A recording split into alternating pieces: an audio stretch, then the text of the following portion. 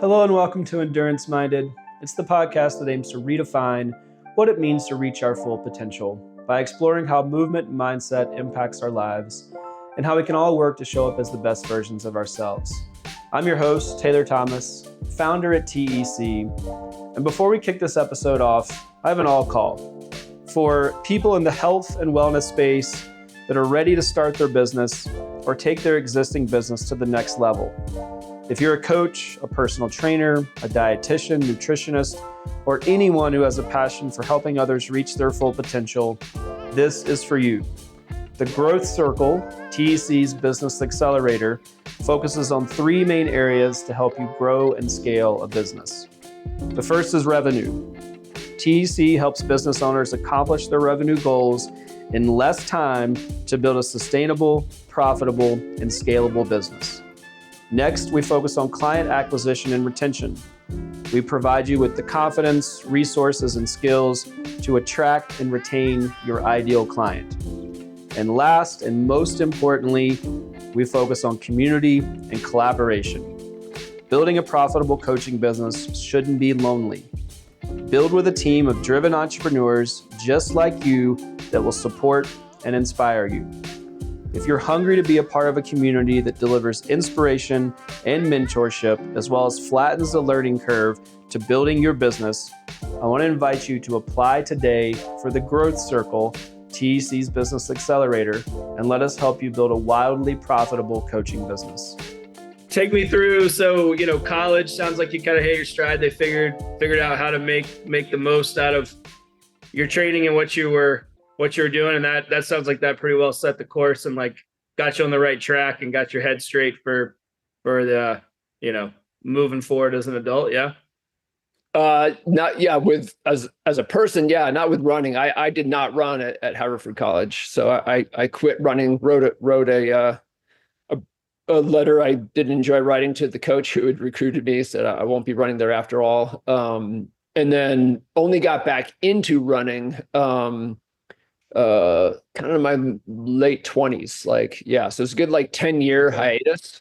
And it was only because I just happened to I moved to San Francisco for no particular reason, and got a job. I wanted to have a career as a writer, and I got a job with a startup endurance sports magazine called Multisport. And at that time, I was overweight, I was out of shape, I wasn't running. But I was suddenly surrounded by endurance athletes all the time. And I did have that background in running. And so it was just kind of the classic slippery slope, I got sucked back in. I think it's probably good for people to hear that, someone like yourself. And, I think a lot of folks that I talk to, kind of take it at face value, maybe that if you are someone who's been in this space for a long time, it has always been just kind of up and out, right? That you've always been a runner and you've always been fast and whatever the adjective is. And I think it's just great to reiterate that, life is dynamic and, you had a dip for a long period of time and, had these things happen and recommitted. And, I've certainly experienced the same things and, athletic identities change and so on. So, I just think that's a good reminder, that we all are just trying to, stay consistent, in whatever way that form that takes. I want to fast forward or maybe, I guess, jump ahead to something that I'm really interested to have you expand on, which is your battle with long COVID.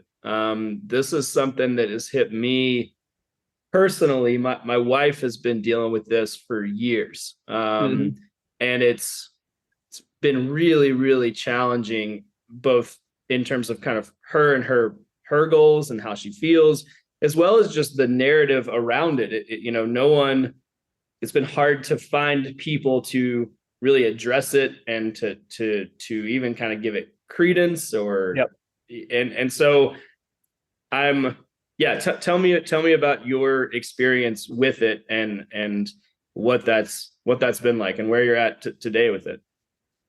Yeah, that's actually that is a fast forward, but it's there's a natural segue because, when I got COVID in February, pretty early February 2020, I was 48, close to turning 49, and I was still really getting after it competitively as a runner.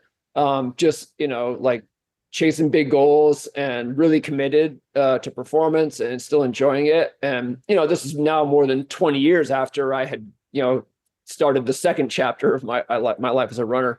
And, I'll always regret that decade that I wasn't running. I lost some prime years there, but I have to think, like, if not for that long hiatus, I wouldn't have been as hungry as I was still, like into my late 40s. So I think that's the silver lining, and also like a good lesson. Regret's healthy to a point, but it's better to be forward looking and to use it. So anyway, like that's where I got COVID, like running the Atlanta Marathon in 2020. I did really well. Like I won my age group, and came home sick, and then kind of never got better. Actually, I did have like a false recovery, but then the chronic symptoms started to set in. And it was so like weirdly wrong, some of the stuff. Your wife can attest to this. Like, just something in me knew I was in for a long haul. Like I just knew this was like serious and life-changing, and has turned out to be exactly that. So I basically lost the next 4 years. Would try a little bit to run, and it just always blew up in my face. And the consequences are just so disproportionate to the conservative little tests you do to see what you can tolerate, that I just learned to I'm like, you know what, I'm good. But then at the beginning of this year, I wasn't running at all, had not been running at all, couldn't run as far as I knew, and just decided to sign up for a 100-kilometer ultra marathon, which was like 10 months away, or yeah. And my attitude was like, I'm just going to figure this out. And that actually led to like a lot more progress than I had made in the preceding 3 years. I finished the ultra. That was at the end of October. And now I'm just sort of like trying to find my footing. Like, that's one thing about long COVID is like, it's ever changing. Wherever you are with it is probably a little different from where you've been at any point in the journey. So, which makes it hard to like identify patterns that you can use in like a cause effect sort of way. But I feel very, very grateful. I mean, I'm nowhere near where I used to be, but I can run now. I ran for 2.5 hours here in Flagstaff just 2 days ago. So I thought I would never be able to do anything like that again. So that's gotta be a big hit. I mean, coming from doing really well, specifically the like inflection point was like a performance-based goal, right, where you're feeling really good, and then the bottom falls out, and then you can't run for a very long period of time. How did you navigate that? That's got to be a blow to just kind of that athletic identity, if you're still riding high from feeling good and training. Yeah. I mean, I have like a cultivated stoical streak. So when I got sick and I knew like, I'd been stripped of my ability to run, and that this was going to be my future. I was really focused as much as I could be on like being as okay. Like I didn't actually put as much effort into trying to get better as a lot of long haulers do, because it seemed like a pretty big, it seemed chancy to me, because like there was no cure. Nobody knew, like if you just had to go through a bunch of known steps, of course I would have put everything I had into to take those steps, but there was no roadmap. So I thought for me, like the better bet was just to focus on like being okay as I was. It's a big part of the reason I decided to create Dream Run Camp.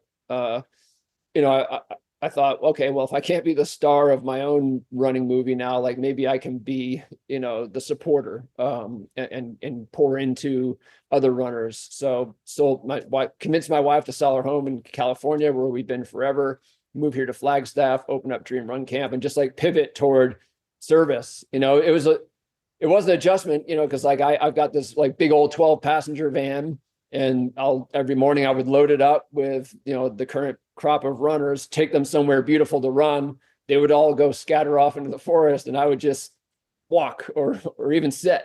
Um, but I think, so I have no regrets, honestly, because the experience has strengthened me. I've grown a lot. I've turned lemons into lemonade. Like, I don't know if I would have created Dream Run Camp, which I'm just absolutely loving, if not for the illness. But back to your question, yes, it was a big hit, and I didn't really. I was so focused on like finding the positive that I didn't really allow myself to fully appreciate like just how grievously I had been wounded, as a person, until I was able to start running again. And, just even little bits of like being able to run a mile without stopping felt just like euphoric. And I'm like, wow, no wonder nothing could really replace this, just like try as I might, nothing could really scratch a certain itch the way running did. So yeah, it was a lot. Give me a little, I'm curious. I mean, how did you, it's really interesting. You said that kind of like stoic approach, because I can imagine that that's what was required. There's nothing you could do about it. So you kind of had to settle in and just make the best of what you had control over. But how, not everyone would have that, be able to land on that mindset. And so I'm curious, what were some of your goals? I mean, how did that affect your goals? Like tactically, were you like, okay, I'm going to do X, Y, and Z, or did you leave it more open-ended? Like, how did that shift your day-to-day kind of engagement with just like physical activity or, good well-being? I just really, I mean, for me, like I've always been just passion driven. Like, when I like something, I love it. And when I love it, I throw myself into it. And I mean, let's be honest. I mean, in an alternative version of my life, I might have never discovered running. But I think I still would have had that passionate nature. So what I told myself was like, I don't really need running. Like I have a long history with it. Yeah, its benefits are obvious, but like I just need to find other ways to express my passion and just my zest. So that's what I did. So like for me, like, yeah, for sure, I was, scratching and clawing at the beginning, like trying to give up as little ground as possible. So, initially I mean, the interesting thing is like, it was because I was a runner that I realized something was wrong with me as early as I did. If I, the first signs were like just, biffing workouts that for no good reasons, or like, weird heart rate, behavior during runs. So like the first thing I did was like, well, I eliminated everything high intensity and everything prolonged, but I kept running. It's like I was a 13 workouts a week type of person, 15 to 20 hours a week of exercise. So initially I just like transferred it, like, all right, and I'll just like do everything easy now. And then like I just kept getting worse and worse. So then I eliminated all running, but I was still like walking 5 miles a day and lifting weights. And I just like kept up, and still I was getting worse. So I just kept up like giving up more and more ground. And eventually I got to a like kind of like a what's the point mindset. And I think that was actually healthy. I think to some people close to me, it looked like I was giving up, but I was really trying to put that belief to the test that I could live without like that kind of physical expression that I had always been accustomed to. So it was actually right before I signed up for that ultra in like the last half of 2023 when I really let myself go. Like I just stopped even thinking about exercise. Like, I mean, I would walk, if it was just something to do, but I mean, I would get to the end of the day sometimes and realize, oh, I actually did no exercise today. And it never even crossed my mind. Like, it just like, that was just so far from, just a few years before, like the guy who would like, I would go to great lengths, to not miss a workout. But I think I just needed to really let go to that degree because I really hadn't given up. Like, I was pretty happy with the new life I had created for myself, like very focused on serving others, still writing, just getting into the entrepreneurial stuff. But yeah, so that was really it. Just like just trying to like, just because with running, I used to wake up every morning when I had a big goal in front of me, just excited for the day's possibilities. And I was just trying to like get back there with a different formula. And Sure. halfway succeeded. Yeah. That's wild. I mean, that's just so incredible to I mean, I have a ton of respect for that mindset because I've been in versions of that just with injury or different thing, COVID, where you're like these what feels like fairly long periods where you just can't, you can't do the things you're used to doing. And but I'll be the first to admit, like I was not able to be as zen about it as you were, which is really admirable because I think there is a part of that where that resolve gives you a lot of or like the resolution to just settle into where you're at opens up a lot of freedom to just put that energy elsewhere. Like if you can't change it, and so it strikes me, and I'd be curious to get your thoughts. Like even with athletes and injury, something kind of a baseline thing that we all deal with. You spend a tremendous amount of energy trying to get back to where you were at versus maybe just settling in and focusing on like being where you're at really well and trying to hone that experience. It's like, is there a corollary there? Like, do you see, am I off base, or is that like ring true and from your perspective? Yeah, it rings true. I mean, like I had some dark days. Don't Sure. get me wrong. Like for me, it was like, one other thing I was trying to work on is like to decouple my mental state from my physical state. So, not being able to run wasn't so bad if I felt okay, but like I had, most of the time I did not even feel okay. Like, like I was just like intensely uncomfortable. Like, the malaise symptom, which everyone thinks is fatigue, and it's just not.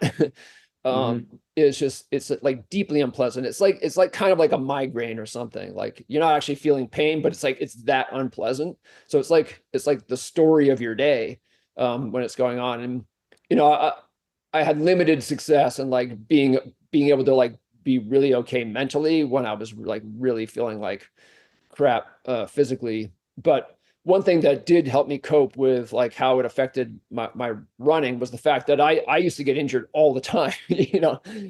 Before I got sick, like I would just, I would sneeze and get plantar fasciitis somehow. So like I had running taken away from me many, many times before, like sometimes for like in terms of like being able to compete for years at a time, like, just like just like overuse, like kind of like lingering chronic tendon issues that would just like wipe me out for a while.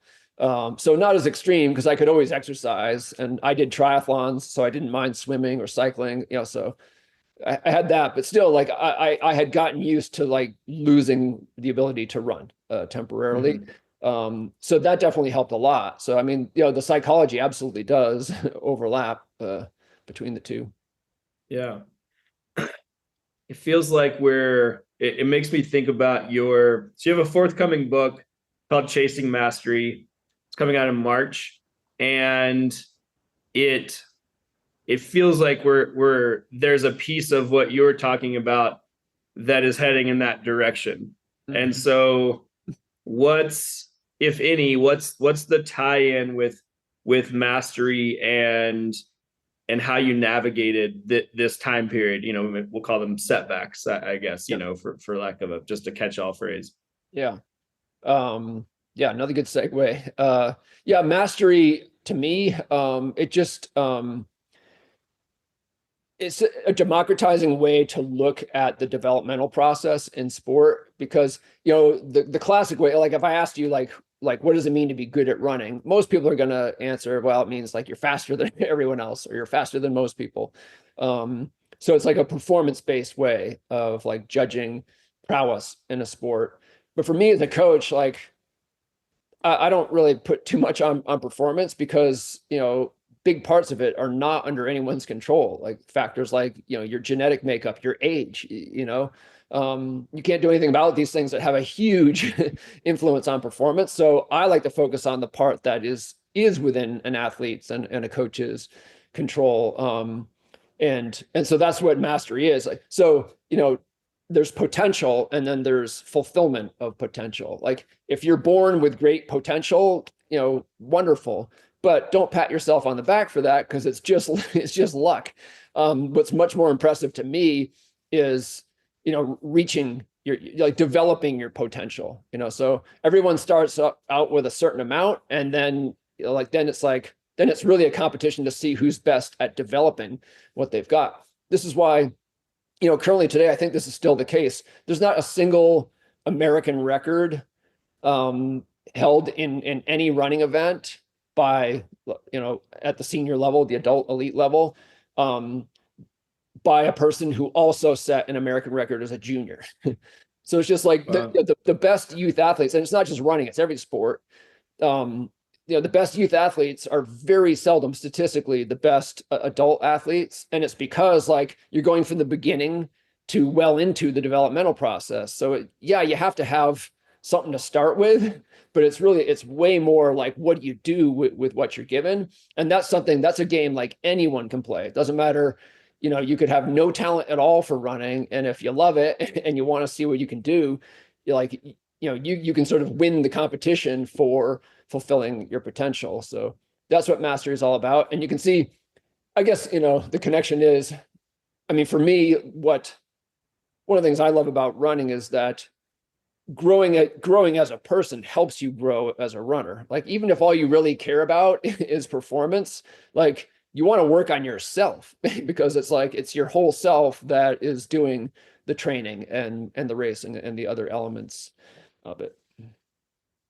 Yeah, I've long, just my personal stance, of what I've taken away from being involved in endurance sports for 30 years is, like fitness is a great byproduct, right? Like there's so much more that you get in the pursuit of these things, your potential and these events and all, and that wasn't clear to me when I was young and all I wanted to do was go fast. But as I've stayed in it, I'm like, oh, this really has tremendous impact, really over and above just my physical self, far reaching in the other areas of my life. And oh, by the way, feeling good physically is great. Like, fitness feels good, but it's something that I really spend much less time chasing now, and really just recognize that, if I stay consistent, it just impacts everything in the positive way, and whatever fitness needs to do, it can kind of, go about its way. It sounds like too, I want to come back to the book because there's some really interesting points that I want you to break down, but I know too that I want to read your motto for Dream Run, which is let your passion, not your ability, decide how far you'll go. And that's what you're just talking about, right? It's like, what do you do with your potential? Like you can have it, but if you don't show up for it. So what's that mean to you? Like, give me a bit more of like that motto and how that's manifested in your own life, as well as like the people that you work with. Yeah. Well, one of the things that's cool about operating Dream Run Camp. So, this is like, everyone's familiar with the traditional model of the adult running camp, where like, everyone shows up to some cool destination on a Thursday or Friday. They meet each other, they run, they eat good food, and then they all scatter on Sunday. So 3 to 4 days, like, very like highly programmed, like, just you got stuff, one thing after another. Dream Run Camp is more like, we operate year round and on a small scale with what I call rolling attendance, which means come whenever you want, as long as we have a space for you. And our minimum stay is 1 week, and you can stay for up to 12 weeks. So the idea is like, you get a little bit of a taste of like living like a pro athlete, just coming to Flagstaff and hanging out for a bit. And like that whole concept was based on an experience I had back in 2017 when I talked our mutual friend, Ben Rosario, into allowing me to be a tag along, basically embed myself with the Hoka Northern Arizona Elite professional running team. At that time, I was 46 years old, had never been an elite runner myself. But I wanted to do like my version of George Plimpton's Paper Lion and just like, have like a middle-aged everyman, just like mix it up with the pros. And it was just an incredible experience, transformative for me as a runner.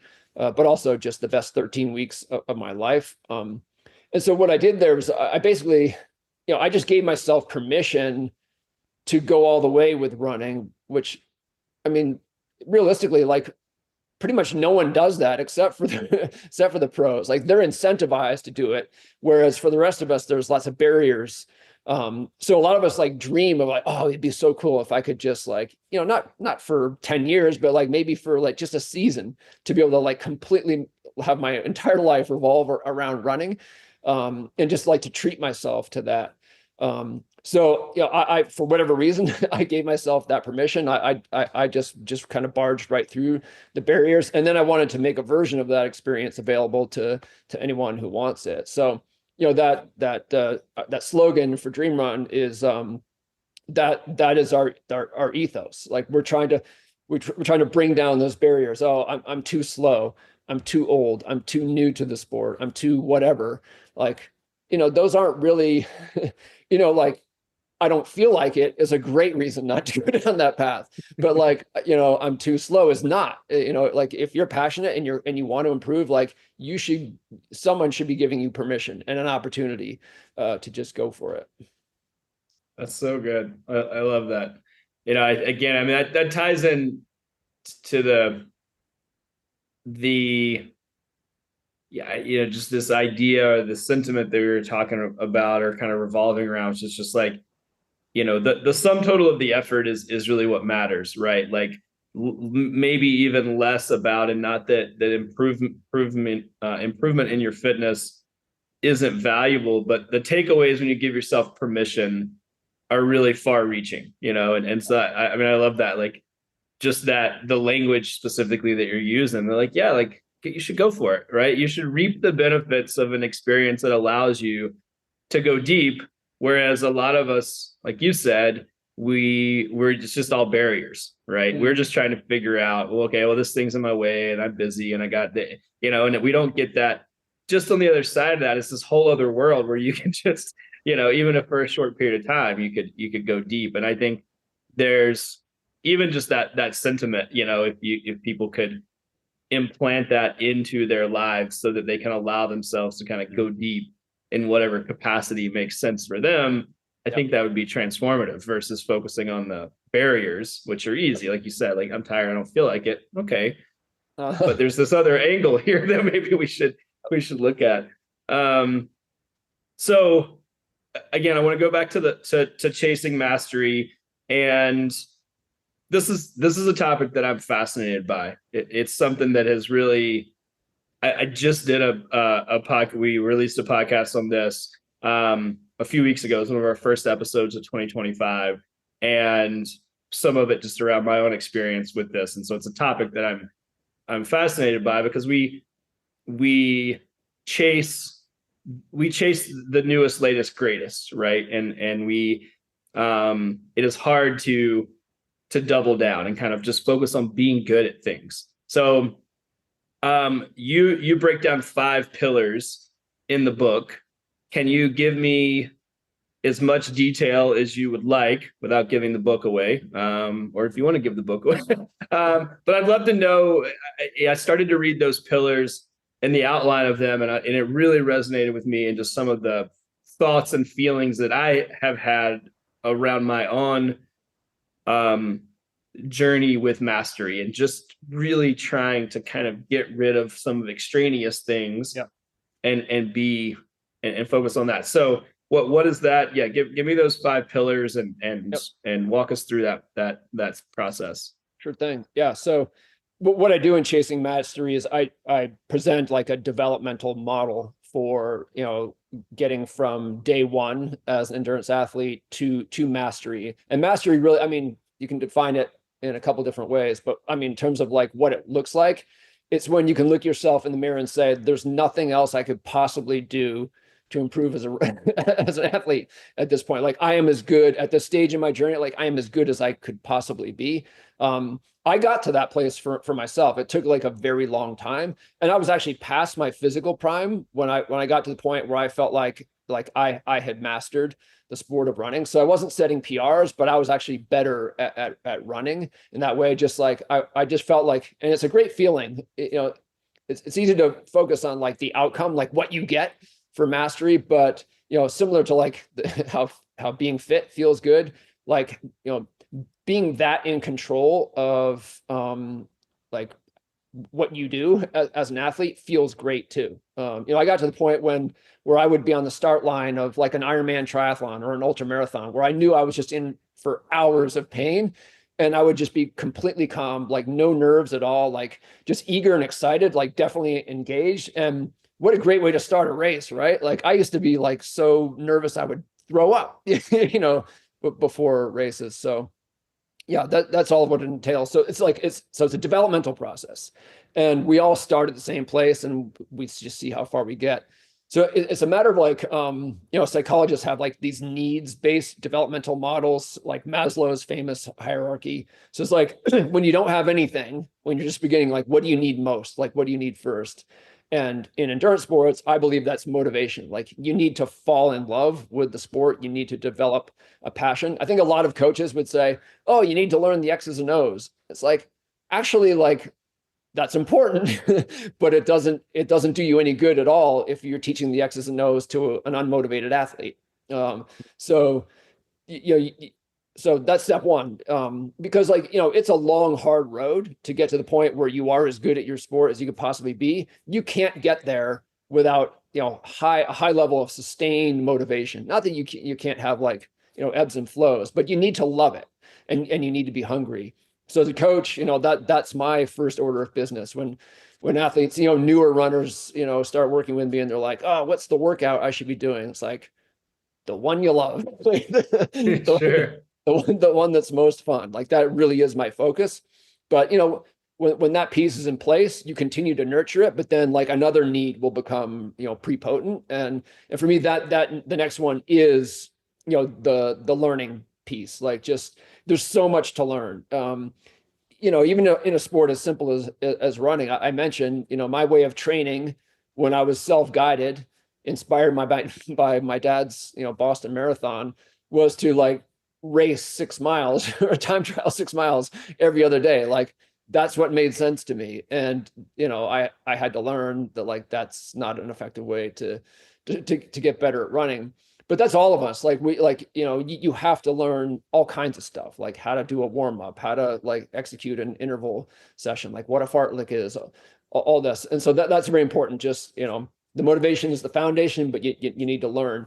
And then from there, like when you just get to a deeper level of maturation, and for me as a coach, like I'm always trying to pull athletes along in this process, because it only really gets fun, I think, when you get deeper into it, because you're really sort of like handing the reins gradually to the athlete, because to be the best athlete you can be, like, you have to be in control. You simply do. You can't be the best athlete you can be if you're entirely dependent on a coach to tell you what to do at every decision point. Like, that's not how it works. It's all about self-control, self-regulation. So like, yeah, once you've been taught and you know how to do things, then you phase into like an understanding phase. And that's when you learn kind of like the why or the logic behind. So it's one thing if I say like, you shouldn't do 2 hard days in a row. All right, an athlete can follow that instruction. But if you want to bring them on to further in the developmental process, you tell them why. And so they understand the reasoning about separating harder efforts and allowing recovery and blah blah blah. And then suddenly you've equipped, not suddenly, but like now you've equipped an athlete to make their own decisions at various points, and they're always going to have to make their own decisions. And then from there you get into what I call like the individuation stage. And now like this is stage 4, so you're like pillar number 4. You're well along in the process, and that's where you start off by for me as a coach, I mean, where do you start with an athlete? like they've just hired you, you're starting to train them. You don't know that much about them. Of course, you have an intake form and such, and they can share their training logs. But let's be real, you don't really know that athlete yet. So the starting point is just you give them what works for pretty much everyone. Just like generic, this is what we know. And then try that out on them, and then begins a process of work of discovering that athlete's like individual optimal formula, which is not going to break any of the unbreakable rules that are out there, but you're still going to find your own special place within that framework, which takes time. But it's fun when athletes are sort of ready to like enter into that phase where they're really just learning about themselves now. Like they've learned about the sport, now they're learning about themselves, and they can just tweak things. I say this all the time, like if you looked at the training logs of like the 20-ish runners I'm coaching now, you wouldn't think they're all coached by the same coach, because methodologically they're all over the place. Like there's definitely a backbone underneath all of them, but like that's the result of individuation, where you just you start at a kind of generic place, and then you just chisel away until you've got like the perfect recipe for that individual athlete. And then like the final stage is what I call the challenging phase, and that's where like an athlete, I mean, they're pretty much at the mountaintop at this point. They're they have just that feeling of just being in control of themselves in the sport context. And what they really need now is to not get complacent, which kind of can happen. It's like the last hurdle that the athletes will trip over. Like they're feeling their funk, and so they need to be like, they need to keep challenging themselves, so that they're not coasting, and then and then also being challenged, so that they can keep growing. So good. Oh man, I love that. Yeah, I'm excited. I'm excited for the book again. That's right up my alley. I want to go back to a couple of things you said that I think will stand out to people, and so I want to call them out. You said you weren't setting PRs, but you had mastered running, and I think that statement is not. I hear what you're saying. But if we have like an age group athlete listen to this, like, how is that possible? You mean to tell me that your physical performance wasn't at its peak, but you were at your peak as an athlete? I understand what you're saying, I think, but tell me, break that down for those that are listening who are like, there's no way those things exist in the same ecosystem, Matt. What were some of the specifics that let you had mastered running? You talked about the nervous energy before a race. Give me a little bit more. Yeah. Well, I think probably the best way to make that concrete is to just say a little bit more about the ultra marathon I ran this year. So, I signed up for that race at midnight on New Year's Eve after having a few drinks. And like I said, like I was not running at all. And as far as I knew, like running was just toxic for me. And yet, and so, the longest foot race I ever completed was 50 miles. I made one attempt to run 100K. Actually, it was right before I got COVID, and DNF'd. I bailed out at like 38 miles of the Black Canyon 100. So like, here I was like not able to run, like really kind of sick, like I'm not feeling good, signing up for a race that was longer than any race I had successfully completed when I was younger, healthier, and fitter. And for me, like the reason that made sense was because I felt like I had mastered my sport. So, I actually had a couple medical researchers like study me, because like, as far as anyone knew, no one this sick had ever sick in this way, had ever attempted anything like this before. So it was just an opportunity for science to learn like just what will happen to this guy. So I was attempting something that on the face of it looked impossible. And that's exactly what the attraction was to me. I felt like if anyone can pull this off, it's me. The guy who looks in the mirror and tells himself he's mastered the sport. Well, here's one way to prove it. And so the process was the process. It was beautiful and it was ugly, And like, yeah, I, I came this close to not even making it to the start line, and showed up at the start line feeling like I had the bare minimum preparation to make it even like a remote possibility that I could finish the race. But again, it was like me against the world, and I liked my chances. Just because like it's kind of like a confidence. Like if you genuinely mastered your sport, you just have, it. You cannot not know it. And there's just a natural, it's not bravado, it's just like a natural confidence that comes out of that. It's like I can figure this out. And so that's what the race looked like. I just like everything I had ever learned, every way I had ever grown as an athlete, it took all of that for me to get to that finish line. And I'm sorry, I ran a lot of good races when I was younger, fitter, and healthier, but I never got that much out of myself in any race. So like I went in there having much, much less to give physically, and I got every last drop out of, like, people who were, I had a large crew there supporting me. They will tell you, like, like I didn't leave a drop of potential. So that's an extreme example of what I'm talking about. Like, we're not even talking about like being fast past your physical prime now. For me, like I know a lot of runners would look at that journey and say, like, what's the point of that? You know what I mean? Like you're tarnishing your legacy. Like, you're so slow now. And for me, like it was exactly the same drug. Yeah, I would have preferred to be more competitive, but for me, the drug was like, after the race is only going to last, some hours. Like, then you're sitting with it for the rest of your life. And like, I wanted to be able to sit with my memories of that race and say, yes, like could not have done any better. Mistakes were made, but like I got everything I had to give out of myself.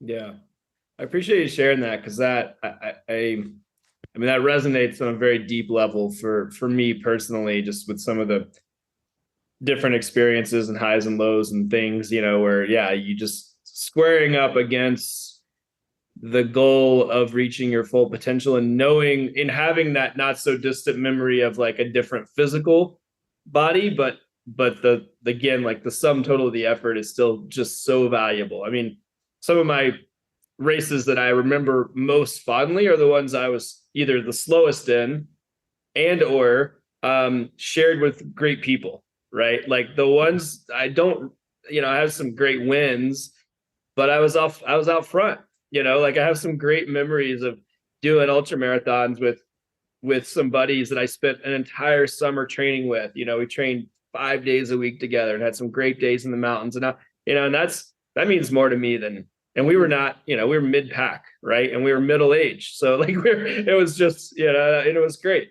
So that's, I appreciate you sharing that, because it is easy. It's just easy to keep it's easy to lose sight of that, in a performance-based endeavor. Yep. With lots of stuff coming at people about how you should or shouldn't go fast and the things you should do. Like, I think the appreciation of the process in whatever the end goal is really what matters, right? That to me always, again, I haven't always been in this headspace, but that feels like what matters. Like that's what keeps me in it. I know I'll be a lifetime athlete if that's my mindset, in the whatever dips and valleys, and if I'm power hiking the whole thing, or if I can run or whatever, that to me feels more, feels most valuable. All right, I want to go back to one other piece. And so learning, you're breaking down the pillars. Learning was step number 2, and motivation was step number 1. Yep. It strikes me that so often, and maybe you have similar conversations, I would imagine you might, since you're such a prolific author, people are like, what books can I read? Right? We're at the start, we're just trying to get rolling. What works? What books do you recommend? And books are great, but it does strike me that learning is, I imagine intentionally for you, step number 2, motivation. So just maybe break that apart a little bit for me in, what is the role of learning in that process? Why does it come after you just got to be excited, and I've actually never heard it. That's a very poignant way to say it, that, you just gotta be fired up first, and then you can learn. So yeah, just like expand on that for me a little bit again, specifically maybe through the lens of you as an author who has provided so much value and learning in this space for so many years. What does that mean to you? Yeah. To me, it's as simple as this. Like if you have, I'm always doing these thought experiments. Like if you have identical twins, like one of whom is motivated to run, but doesn't know anything. The other one knows a lot about running and isn't motivated. Who's going to develop more?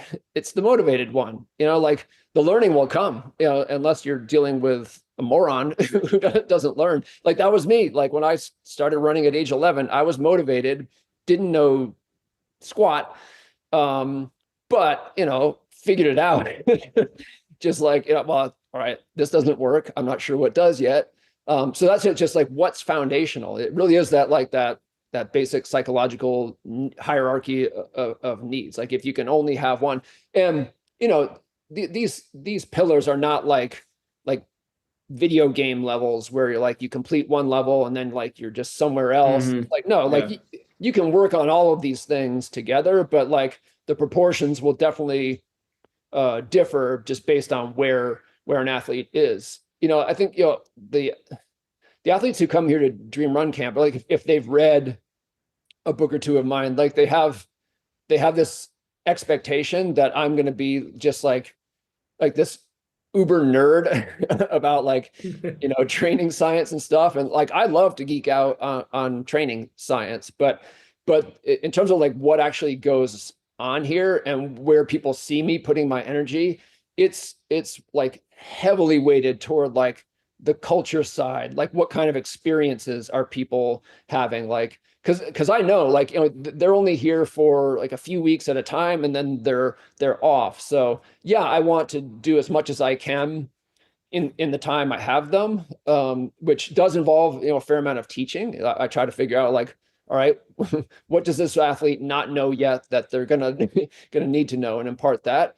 But like what I can, in terms of like having a lasting impact on them, like just delivering like a peak experience here where they just have these tremendously positive associations with running because of like how it went down while they're here, like the beautiful places, the challenging workouts, the human connections, like all that stuff can just be like rocket fuel, for an athlete. So like years later, they might not remember a thing I taught them about, training science, but like they're still like their relationship with running is really great. And it's partly because of the experience they had here. That's incredible, man. I just couldn't agree more. That is great to hear. Let's round it out. So based on everything that we've talked about, or anything else that we didn't get to, what's the thing you want people to leave with if they walk away with nothing else from Matt Fitzgerald on this podcast? What do you want to impart to them? Yeah, just getting back to that mastery piece. They say, comparison is the thief of joy. And, I very easily could have no joy in running now just because of like any comparison to past versions of myself as a runner would, not redound to the benefit of the runner I am now. But, there is a way of really being focused on just the next step in the process. Like I refer to it as like the feeling of ascending. Like I've always just like wanted to feel like I'm climbing in some way in life. So one of the reasons I'm glad I'm a writer. I actually got the writing from my dad too. My dad's 81, still writing, still improving as a writer. But like that's where you want to put yourself. Like forget yesterday. Forget maybe not tomorrow, but the day after tomorrow, and just think about like what am I doing today that constitutes progress or ascent? Because and that can look like a lot of different things. But almost no matter where you are in your running journey, like you can find a way to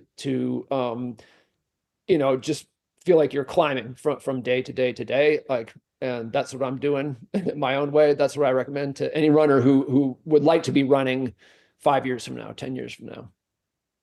So good. That's a great point to end on.